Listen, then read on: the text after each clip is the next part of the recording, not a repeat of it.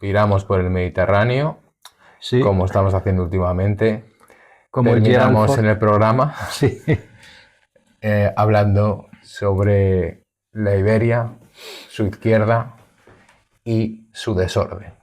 Esta semana teníamos una noticia importante. ujú, Yolanda Díaz, ministra de Trabajo, abanderada hace 3 años del proyecto de izquierda con mayor representación en el Congreso, ujú, anunció, que era una decisión que también tenía tomada, que ella no va a repetir como candidata.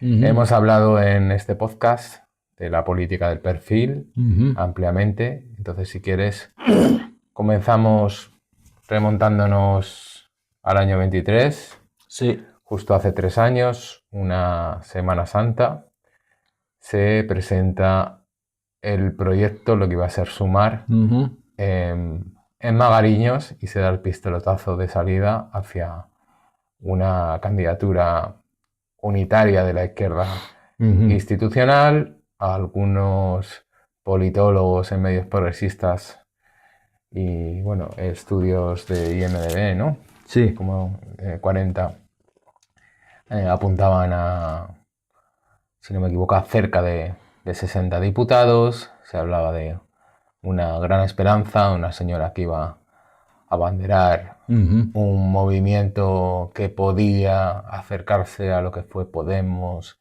y Unidas Podemos. ujú, Iván Redondo, actualmente un rentista y en ese momento acababa de dejar de ser jefe de gabinete de Pedro Sánchez, decía que Yolanda Díaz no tenía techo, llegó a insinuar que podía superar incluso al Partido Socialista Obrero Español. Leíamos en El País pues todo tipo de opiniones favorables hacia Yolanda Díaz. 3 años después parece que está amortizada y un año antes, recordemos que cuando salieron estas denuncias de presuntas agresiones sexuales de Íñigo Rejón, se mostraba como una especie de dama de hierro, ujú, diciendo que bueno, que las listas las hacía ella, que tenía carácter y que si tenía ujú. que expulsar a alguien nunca le había temblado el pulso. A esto le agregamos, antes de que empieces a hablar, pues que electoralmente excluyó de una posición de salida en las elecciones europeas a Izquierda Unida. Ujú. No fue bien el resultado de las elecciones europeas y en los comicios posteriores pues tampoco. Entonces en ese escenario estamos. Parece que es un fusible quemado, otro juguete roto más dentro de las confluencias de las izquierdas. Pues sí, ya lo has dicho todo. Casi todo. No, no, lo has dicho todo.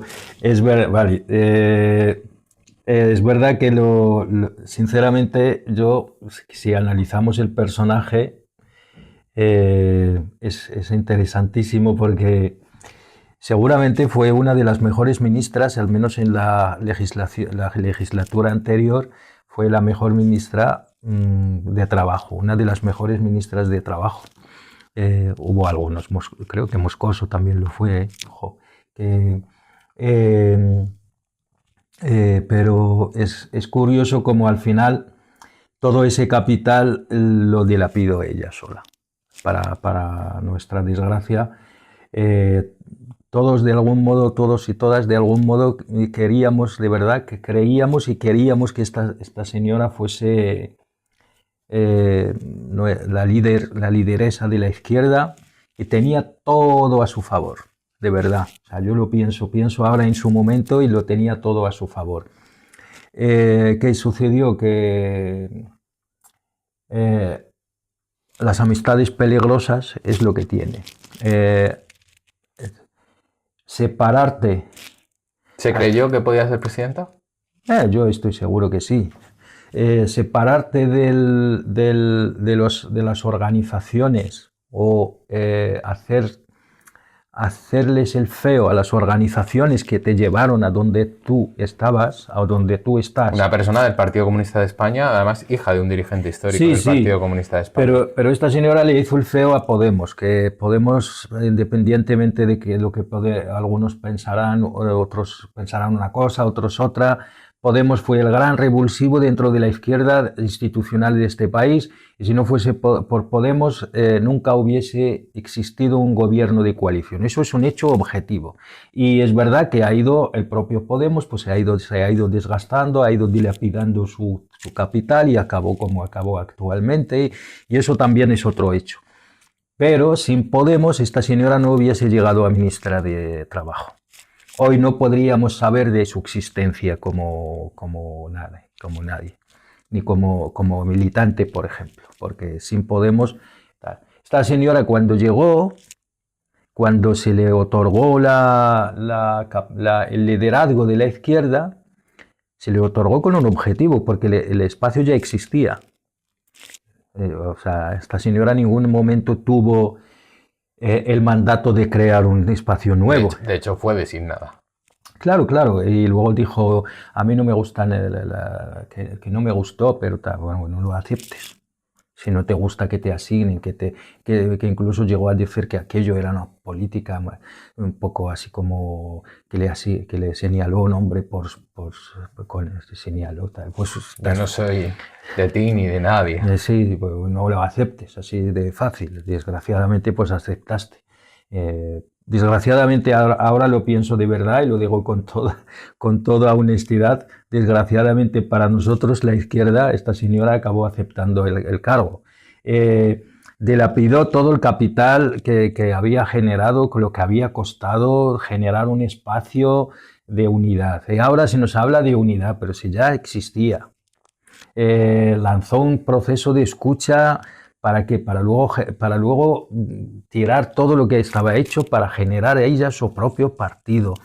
Recuerdo el trato que le dispensó a las organizaciones que la habían llevado hasta donde llegó ella finalmente, era degradante. O sea, y luego creó además un propio partido, un partido propio, que parece que está, pero no está, se constituye a Sumar de manera orgánica. Pero renuncia por un mal resultado, pero sigue siendo la vocera de Sumar en el gobierno. Sí, pues vas a renunciar, pues sé honesta y renuncia definitivamente. No ahora no voy a presentarme, pues es que ahora no te queda otra. No.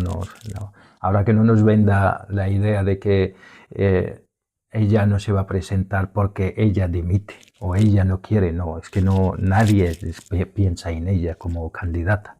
Es que de verdad, si alguien todavía piensa que Yolanda Díaz puede levantar algún entusiasmo en alguien para que la vote, es que no está viviendo en este mundo.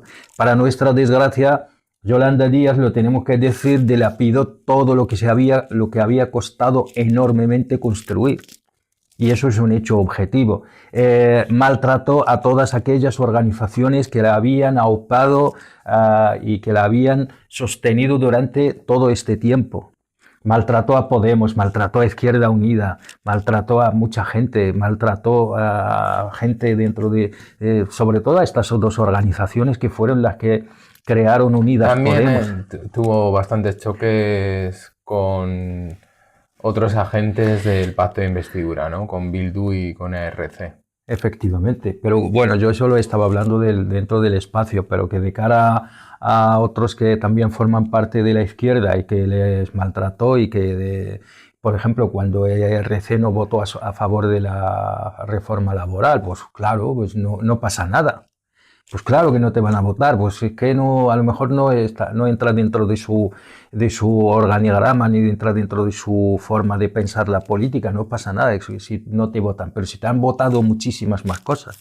Y yo recuerdo que pues para mí, pues sinceramente el paso de Yolanda Díaz por la política institucional se podía dividir en dos. Una etapa que hay que reconocerse, la que fue brillante, fue muy buena y hizo cosas interesantes. No todas las cosas que debería haber hecho también son hecho, por ejemplo, pues la reforma laboral no es la panacea que creemos. Yo la sufro diariamente porque, ya sabes, estoy en el sindicato y sé, no, pero es verdad que también salió como salió, ojo, que a lo mejor es lo único que se podía lograr. Salió, no sé si a gracias o a causa de un... Yo creo que sinceramente fue por un error, ¿eh? Sí, O sí, sea, puede ser, no yo creo que también. fuera orquestado No, no, yo tampoco creo ese... de ese error a la hora de No, no, votar. pero yo digo, no, no, no, de verdad que yo digo cuando salió como salió, no lo digo en sentido de que hubo ahí algo detrás, no, no.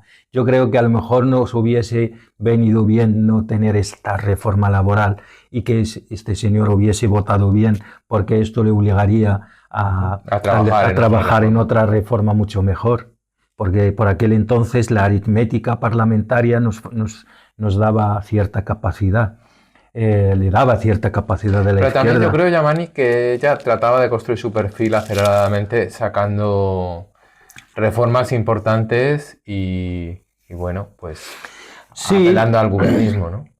sí, sí, es que ese es el tema. Y bueno, la primera parte, digamos que sí, que pudo construir ese perfil de una persona muy trabajadora, de una persona eficaz, eficiente en el gobierno, etc. Bien, y esa parte, pues podemos achacarle ciertas cosas, pero la verdad que hizo un bastante buen trabajo.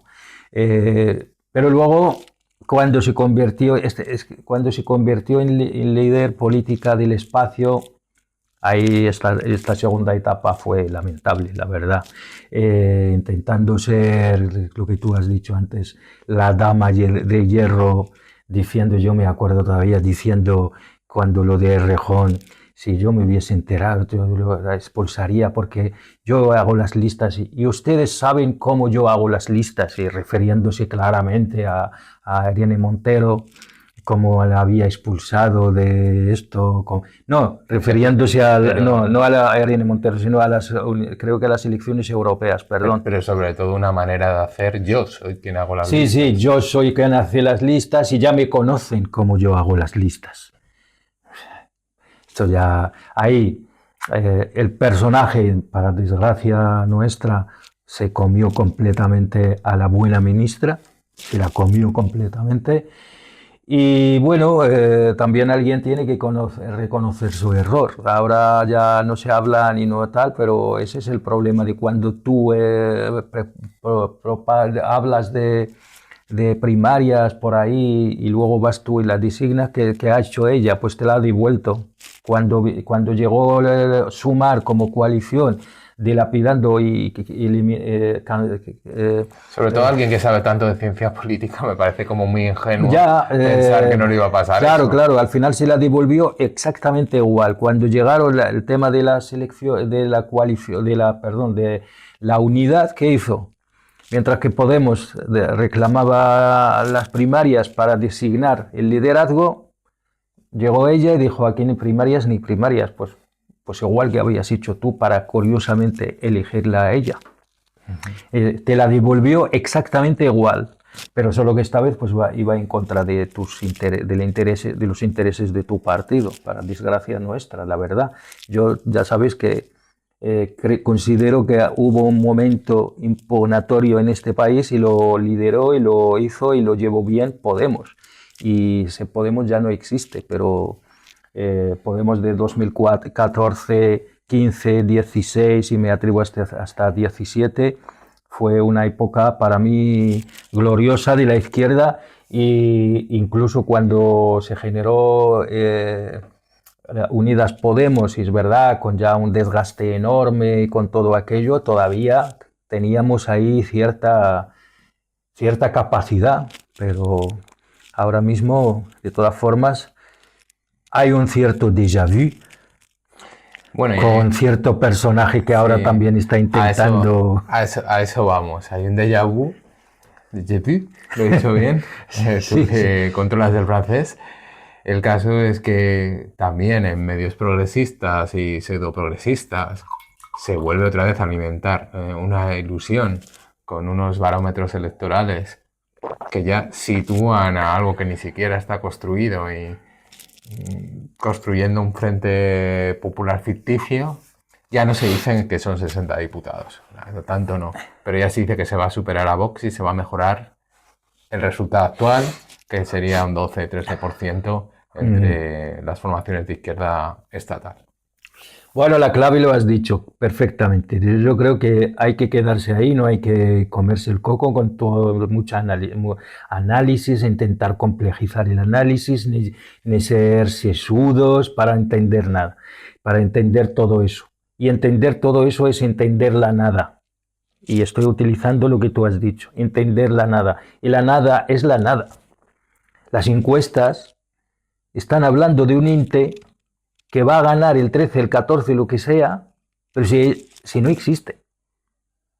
Pero que haces una encuesta sobre un ente que no existe. Eso es el gato de Schrödinger. Si levanto la tapa, no levanto la tapa, el gato está muerto o vivo a la vez. No existe. Que hasta donde yo sepa, RC ha desacreditado completamente a Rufián. El único que le apoya de los conocidos es Tarda. Bildu ni está ni se le espera en esta jugada. BNG tampoco. Compromís, pues veremos porque Compromís ya conocemos su historial. Compromís hará lo que haga falta para beneficiarse. De hecho, en la primera coalición que yo me recuerde, llegó la primerísima. Cuando llegó al Congreso, se separó. Y lo único que le interesaba de aquello es que le podían dar un grupo parlamentario. Propio, sí. Ya está. Cuando llegó, dijo, yo ya está. Vale, pues una coalición preelectoral. Ya está. Y ahora, pues hará lo que sea falta, lo que haga falta para sacar 1, 2, 3 diputados. Lo que sea, pues si los de Compromís hacen el cálculo y deciden, oye, que esto nos interesa, porque con estos vamos a sacar 3, si vamos nosotros solos vamos a sacar 1, a mí no me cabe ninguna duda. Y no es crítica, ¿eh? No es crítica, es cálculo electoral y ya está, son hechos objetivos. Que luego dentro del Parlamento también ayudan y cosas, o sea, yo no les critico su estrategia electoral. Deberíamos criticar el electoralismo a lo que se ha abonado la izquierda sin son ni ton. O sea, de repente parece que la única forma de cambiar las cosas es a través del electoralismo. Más Madrid, pues ya vimos las guerras, aunque soterradas por los medios de comunicación, que porque es un actor que les interesa mantener, porque mantener Más Madrid aquí, en esta región, significa dividir más todavía a la izquierda y, por lo tanto, sostener el gobierno de Ayuso. Eso lo pienso yo, vamos, no tengo ningún problema en anunciarlo. También un partido socialista que no ayuda. Que no le interesa.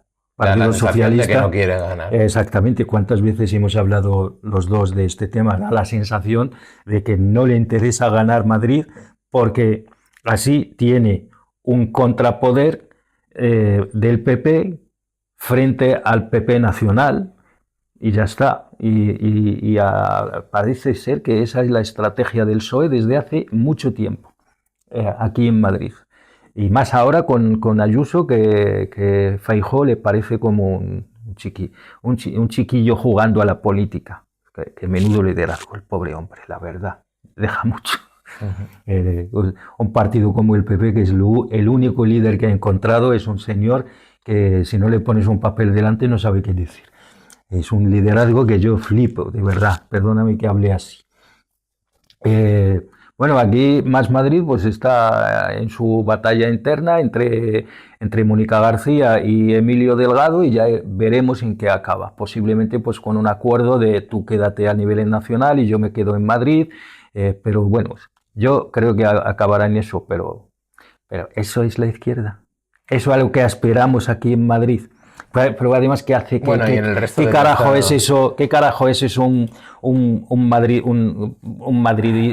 madrileñismo político, esto no lo veo. Yo lo puedo entender en el país, lo entiendo en el País Vasco, en Cataluña, con una historia, pero aquí, un partido regional. Van a ser el 27, eso seguro, como en otros lugares del Estado español. Antes de esas elecciones hay unas en Castilla y León.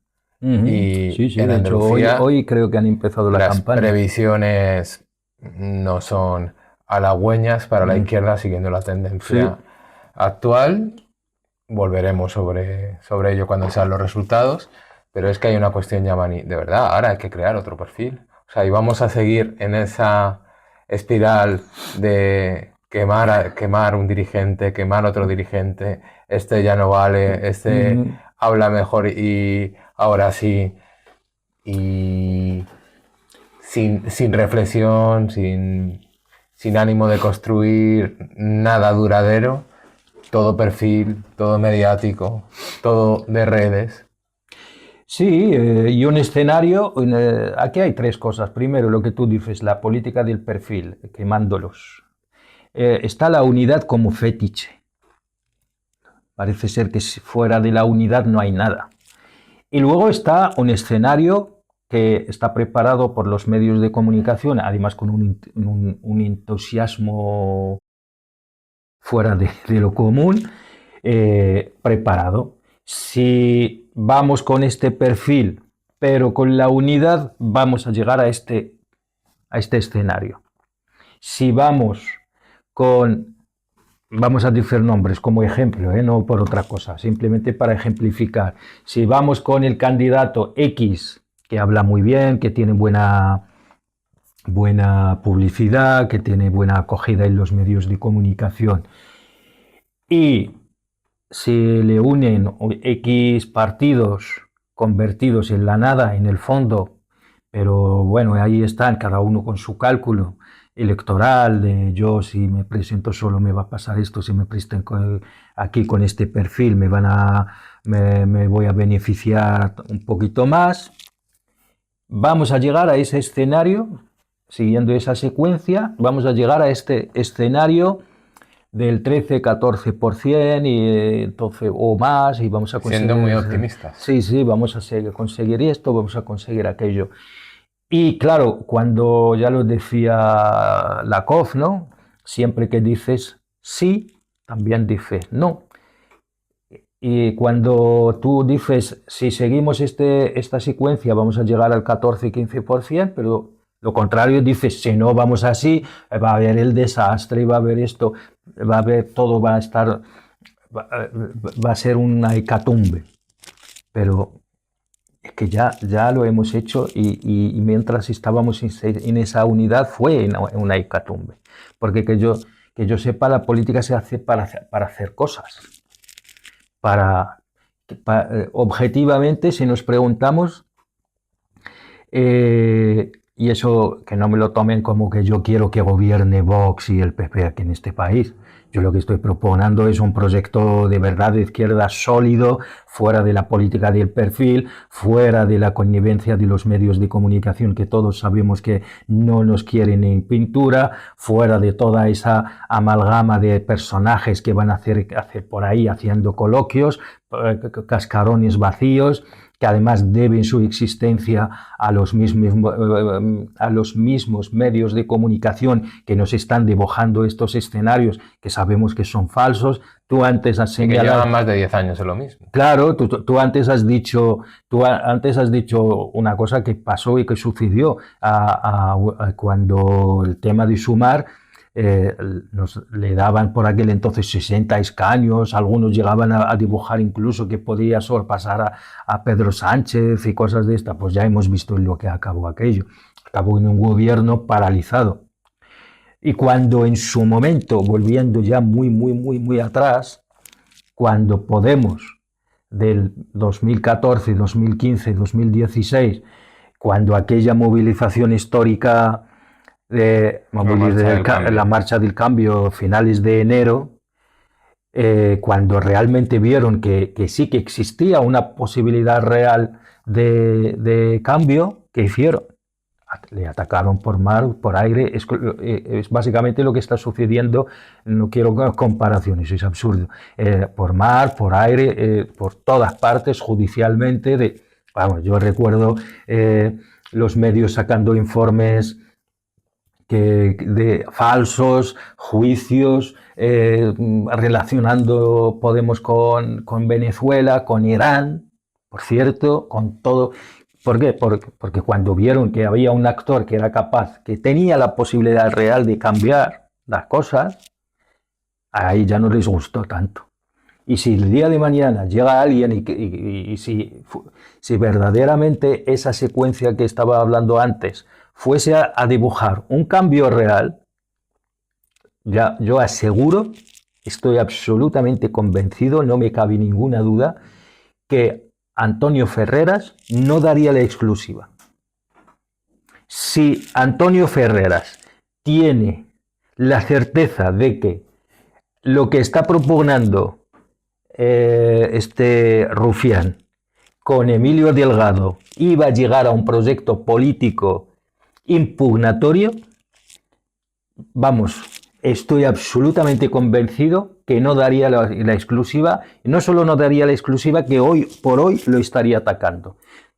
Sí, el otro apellido que debería tener Antonio García Ferreras es Operación, ¿no? Dicho esto, has mencionado algunos perfiles, Emilio Delgado, Gabriel Rufián, se habla de Agustín Duy. ¿Es esto lo que se puede proponer por una parte y tú crees que van a llegar pues mira, otros perfiles que no conocemos actualmente?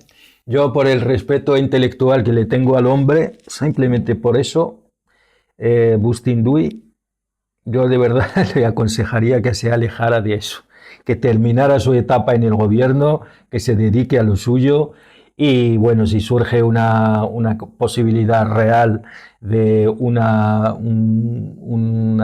ejercicio de política impugnatoria de verdad, pues ya le llamaremos, pero de verdad. O sea, Eso es que tienes aspiraciones, ya has dicho. No, le llamaremos como militantes, Yo no tengo aspiraciones a ninguna. Serían legítimas. Serían legítimas, pero de verdad que no en ese sentido. Yo me considero un militante de base y le llamaremos como militantes, tú y yo, y al resto le llamaremos. Tampoco, no metemos la palabra así literalmente, pero por el respeto intelectual de verdad que le tengo, que se deje ya de tontear con la política, porque cuando este señor, cuando lo tuvimos de secretario de responsable de Relaciones Exteriores en una organización que verdaderamente cuando lo tuvo Podemos, que era como la carta de cara a ser ministro de Asuntos Exteriores. Exactamente, y ese tío sí que es capaz y bueno, yo por ese lado, pues eso, le digo, pues vale, pues ya habrá ministro, que haga su trabajo, luego tiene seguramente otros proyectos y tal, pero meterte tú ahora en un proyecto político para que te quemen en 2 días y acabes como acabaron todos los demás, quemado, porque incluso a veces haciendo el ridículo de que yo me dimito. No, tú no dimites porque no vales nada. Políticamente estás acabada. O sea, no dimites porque los seres humanos necesitamos esa cosa de la justificación del esfuerzo, es decir, decirnos a nosotros como que todavía seguimos valiendo, pero como yo valgo tanto como que soy capaz de renunciar a todo eso. No estás renunciando a nada. Dejémonos de tonterías. Emilio Delgado, pues yo no le conozco, la verdad.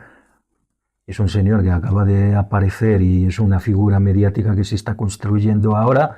Y Rufián es verdad que le conocemos más, pero yo Emilio Delgado no sé quién es. Y me da mucha desconfianza porque es una figura construida en platos de televisión. Y volvemos a lo mismo, al perfil, la construcción del perfil.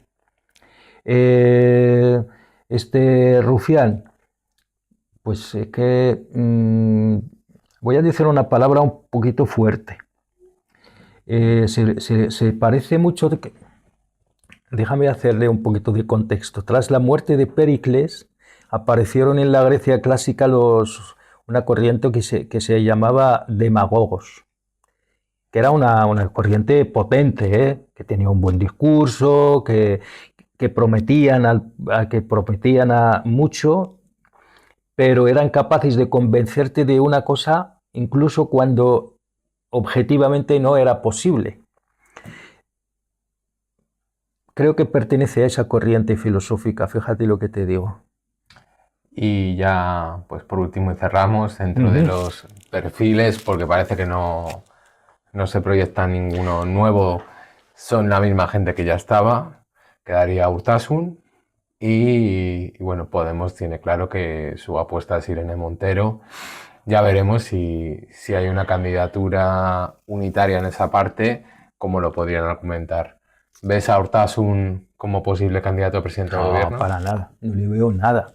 O sea, no le veo ni carisma, ni le veo nada. O sea, yo de verdad que no le veo nada. O sea, objetivamente no le veo nada. Además es una cosa que juega incluso contra, que este señor significó muchísimo con Yolanda Díaz. Esa Yolanda Díaz, dama de hierro que decía que yo hago las listas, ¿no? Y él se significó mucho con esta forma de hacer política desde arriba. Antes se significó con otros movimientos. Sí, pues eso peor me lo pones. O mejor me lo pones de cara a mi argumento. O sea, no le veo, sinceramente. Irene Montero, fuera de Podemos, dentro de Podemos sí, fuera de Podemos tampoco. O sea, a día de hoy, personajes como tal, no tenemos a nadie que pueda liderar la izquierda así. Yo espero que aparezca un líder, una lideresa de verdad, de base, como en su momento pues aparecieron. Pero sin embargo se apunta que ese 12%, 14% ya está asegurado. Sí, pero según algunos medios de inclinaciones progresistas y pseudomedios progresistas. Pero esto lo hemos dicho antes, que es una cosa, es un escenario futurista, futurible, mejor un futurible, sobre una cosa que ni siquiera existe aún. Tú y yo todavía no somos capaces, y tú y yo somos militantes de izquierdas. Cada uno militamos en varias organizaciones y hacemos cosas y tal. Pero a día de hoy, si a mí me dicen de toda esta persona, de estas personas que hemos hablado, ¿quién quieres tú o quién quieres que lidere el espacio de unidad?